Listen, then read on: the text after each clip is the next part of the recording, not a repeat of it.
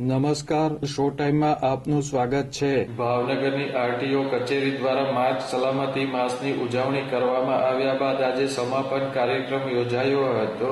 ભાવનગરના સ્વામિનારાયણ ગુરુકુળ હોલ ખાતે યોજવામાં આવેલા સમાપન કાર્યક્રમમાં આરટીઓ તેમજ પોલીસ વિભાગના અધિકારીઓ ઉપસ્થિત રહ્યા હતા. ઓકે, એ હું તમને આપણે લાયસન્સિંગની જ્યારે ઇન્ફોર્મેશન આપીશ એ હું તમને સમજાવીશ.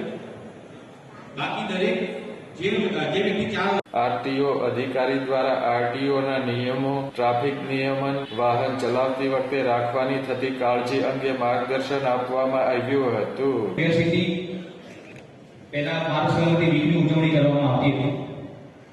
ત્યારબાદ ડિફરન્ટ કોન્ફરન્સ એના વિશે યોજવામાં આવે છે. જેમ કે 2015 ની અંદર બ્રાઝિલમાં એક કોન્ફરન્સ યોજવામાં આવી કે જેમાં એક ડિકેટના એક માપદંડ તૈયાર કરવામાં આવે છે.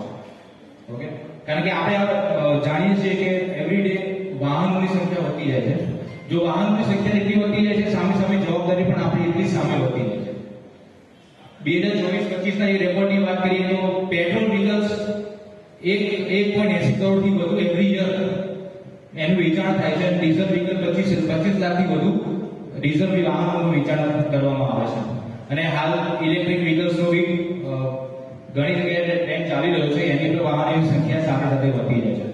તો આ વાહનોની સંખ્યા દિવસે દિવસે વધવાની છે.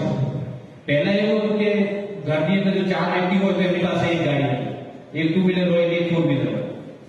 હાલ એક વ્યક્તિ હોય એની જોડે 4 વાહન હોય, 2 2 વ્હીલર હોય, એમાં બી જો શાકભાજી લેવા જવાનું હોય તો આ કાર્યક્રમમાં વિદ્યાર્થીઓ મોટી સંખ્યામાં હાજર રહ્યા હતા.